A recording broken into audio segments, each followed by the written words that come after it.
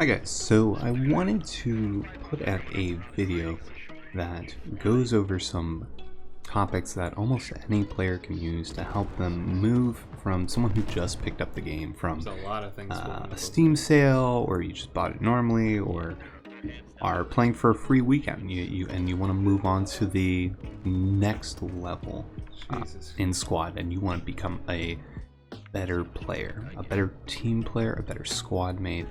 And someone that can actually Buildings are get still things done in standing. a game, because it can be very frustrating to play over and over and lose multiple games in a row because your team just can't do things.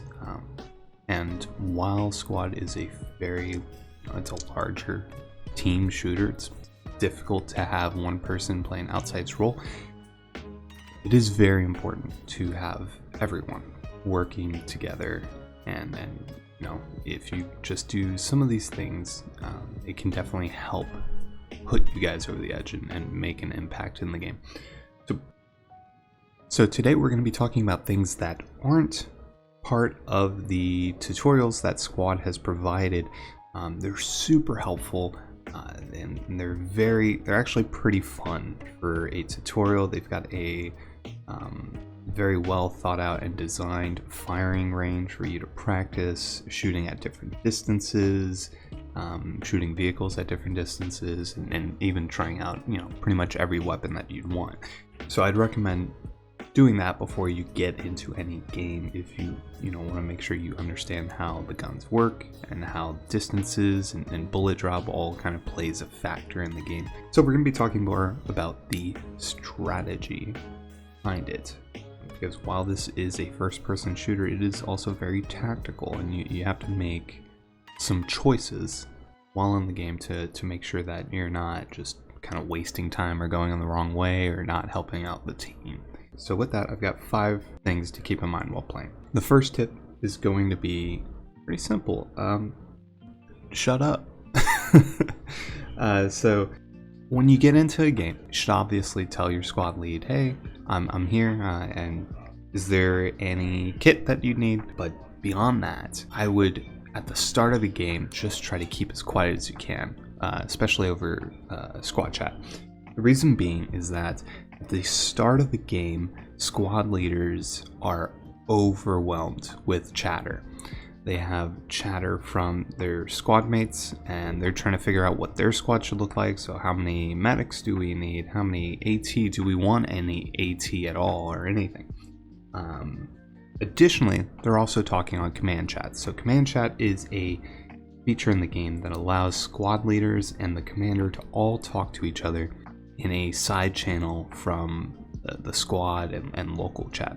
So this is actually a good thing. So if a squad leader is kind of being overwhelmed with the amount of chatter on command chat, that's generally a good thing. That means that people are strategizing and planning out how they're going to go ahead and attack on this map. So pretty good thing, and you don't want to jeopardize that at all. It'll frustrate your squad leader, it'll frustrate your squad mates, especially if you're talking too much. So it's important to keep your squad chat down as much as you can right at the start. Later on, you can definitely talk a little bit more, but definitely focus on talking in local or not at all for the very start of the game. Additionally, not adding a ton of useless chatter throughout the game. Another important part of this is that working on your communications all around, right? So not really saying much during the time, but if you get engaged, you want to be very clear with what's happening and where it's happening, so your squad mates can back you up, or at the very least can go and trade a kill for you when you die. So this boils down to something that the military uses, and it's definitely applicable for this game, and it's 3 simple things to call out where the enemy's at. So when they're reacting to contact, or they receive fire from the enemy, the first thing that they want to do is, 1, alert the team. So when you are reacting to contact or you're receiving fire from the enemy and you guys are being lit up, right?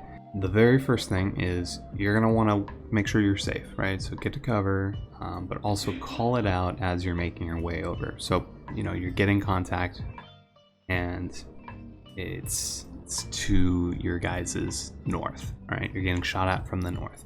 You're going to want to go, as you're running into cover, you're going to call out enemy contact coming from the north. You can see what the target is. Maybe it's just one sniper, one lone guy, lone boy just shooting at you. Or you can tell if you're seeing multiple different tracer rounds to like too much fire just passing by to be one person, that might indicate there's something more than just one guy over there with a sniper. In that instance, you could say enemy contact north, one sniper, and then you also want to guess the range. We want the direction, the distance, and a description of the target. Description of the target in this instance is pretty important because you want to make sure that if you're calling out a BTR in this instance, you want to make sure your team knows you're not just being shot at by some machine gun emplacement, because there's a chance that you can actually take out a machine gun emplacement with a well-placed bullet. You can't do the same with a BTR. So by clarifying what the heck's shooting at you, your boys can know, all right, yeah, this is a fight we can win, or maybe we should get to cover and move somewhere else. The next tip I'm going to recommend is that you follow the squad leader's orders. Again, I'm siding heavily with squad leaders and their struggle during all of this. So in addition to talking to all of the other squads on command chat, they also have to make sure to manage you guys as squad mates. So at most they can have 8 people in their squad that are all chatting, all getting into contact at different points, and they have to figure out what the next best move is. So they have to see all the different routes that they're moving around in, and also they don't really have time to kind of argue and put every decision to a vote. So it's also super depressing if you're a squad leader and you ask everyone to come over and surround you so you can go ahead and drop a rally or build a hab to get people spawning in, and no one shows up, right? Or if you want to build up a base and you want to make sure to cut off certain points or put up a machine gun and no one's there to help you out, that's also very frustrating. And it's going to put your squad leader in a bad mood, and that's ultimately going to boil down onto your experience. Additionally, if you are following squad leader orders, that most likely means that maybe someone else in your squad who wasn't paying attention previously might say, oh wow, I'm like really far away from the rest of my team, what's going on? And they'll join up with you. That's hopeful. I don't know how often that actually happens, but there are definitely times where I've realized, oh wow, no one's around, what am I doing wrong? And if you are running around, you want to make sure to have your squad mates with you, because they'll watch your back, you're watching their back, and then generally that's going to lead to more positive outcomes when you take a point or assault a position. Next point I want to talk about is practicing shooting, or not. I put the or not there for a reason. In many instances, you want to make sure that you know how to shoot and take down guys quickly in an event that you got a bunch of enemies around a hab position, but you guys need to get in there, right? In those instances, you want to make sure that you know how to drop them real quick so that they don't have time to call their buddies in and quickly swarm your position. Additionally, you don't want to go ahead and start a fight that you can't win. There's a pretty good example of this here.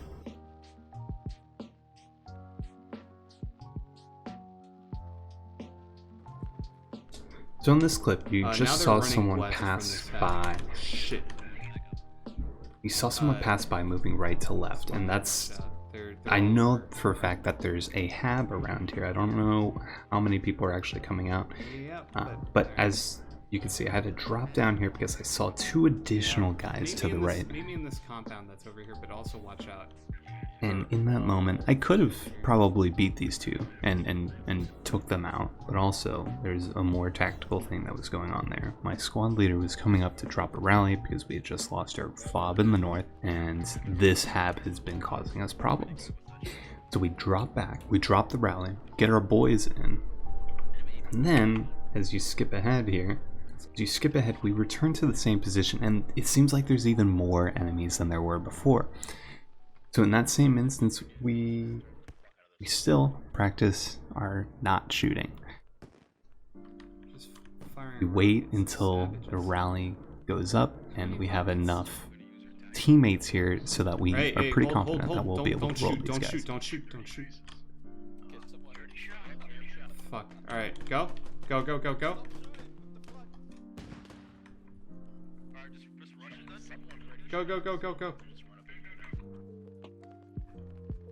Oh, they got a grenadier. Push in, push.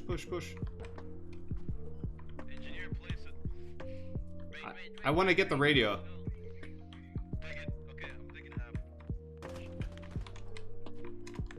Because our squad practiced not shooting up until a point, I see it.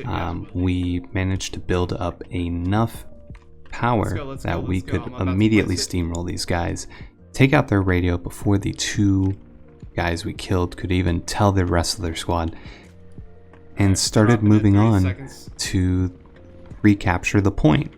We even managed to kill a helicopter, which was a nice bonus. Take it down a little bit and then we can run away from it.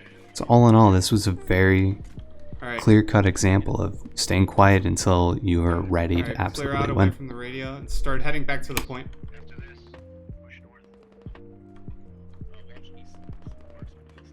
Hey, someone shoot that fucking helicopter.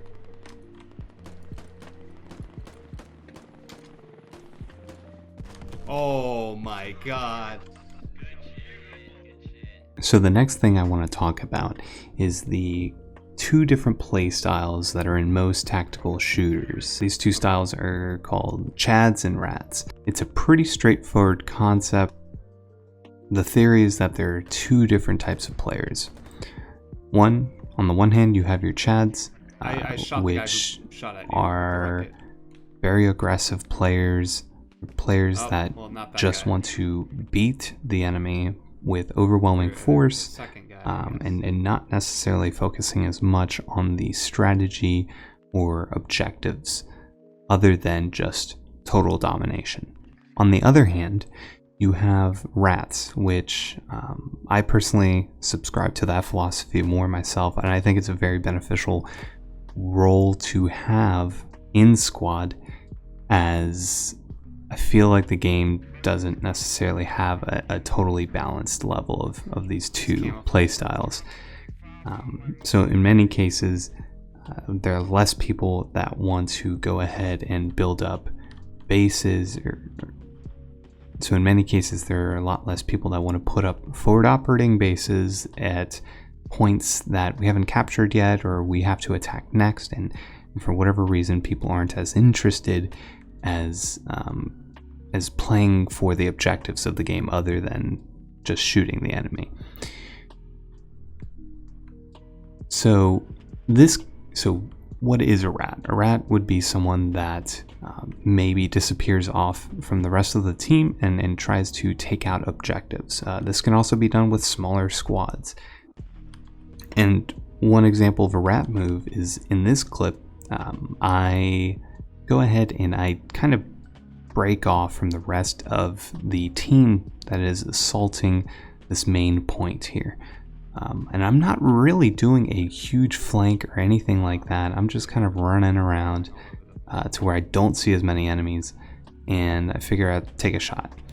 I'm no more than 200 meters away from the point at any given time, yet I pretty easily get to the enemy fob and luckily find the radio on my very first try. And I managed to call it out and take it down without anyone getting to me. So while our team ended up losing this game, moves like that can be totally achieved by one player absolutely reverse the course of a game and push your team closer to victory. By now it was too late for our team to do that, but the point still stands. Finally, I want to talk about tickets. So tickets are a very important part of Squad in that everything you do, whether it be think killing he's an on enemy, the main road. reviving a friendly soldier, taking a point, destroying a radio, or destroying vehicles. These all have values associated with them in tickets. So at the beginning of the game, each side gets a certain amount of tickets. It depends on the game mode, depends if you're defending or attacking. But generally, it's better to have situations in which you're killing more enemies than dying, and taking more flags than losing them. So this is something pretty crucial to remember in the event that your team has been losing a giant number of vehicles. So an example here is that a normal Mat V, just something that can carry about 5 people, and it's just got a machine gun attached to the top of it, that costs about 5 tickets, not including any of the infantry that's inside of there.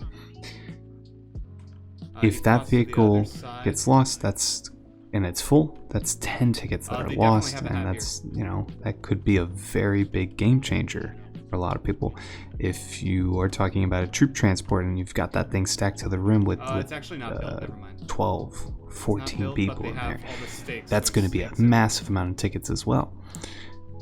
And if you manage to kill an enemy tank, whether it be a main battle tank or a BTR or something like that, these are also very high value targets in terms of tickets. So as a killed the one guy that's on it. I'm take out the radio. So as a more experienced player, it's up to you to decide whether or not it makes sense to take out a friendly vehicle if you suspect that this is a close game. If you're seeing, if you're seeing the enemy team just absolutely dominate using their vehicles, it might actually be better to just spawn at a friendly fob and construct a tow missile to fight back, or pick up a hat kit or AT kit, something that can help even the playing field without costing too many tickets. Another thing too is to be mindful for opportunities in which you can still win fights that you shouldn't. So I was playing on a stream, and we were on Narva here, and I had just moved a whole bunch of friendly soldiers into position. We were going to go take a hat. And in this situation, I hear a scout car, or what I had thought was a scout car, pass behind us. So after investigating, I decide, we got to move the Mat V over there and hopefully light them up and maybe get some nice points out of that. Turns out it was actually an enemy 30mm BTR that was already somewhat injured. To everyone's surprise, even after he started shooting at us, we managed to kill it. And that's important because we were in a 5-ticket vehicle versus a very strong 10-ticket vehicle, and we managed to win that fight, even though we were very outmatched. Oh, we're gonna die. So in situations like that, it's important to keep in mind the value of taking a point or taking out an enemy vehicle versus just trying to kill as much infantry as you can. Oh shit, I just went down. What the fuck was that? So I hope you guys enjoyed this video, and please comment below with what sorts of things set an experienced player apart from a newer player in Squad. Is it maybe using smoke grenades or explosives more effectively? Is it spacing, communication? What sort of things do you guys think helps set these players apart? Let me know, and if you enjoyed the video, please leave a like and consider subscribing, and good luck in game.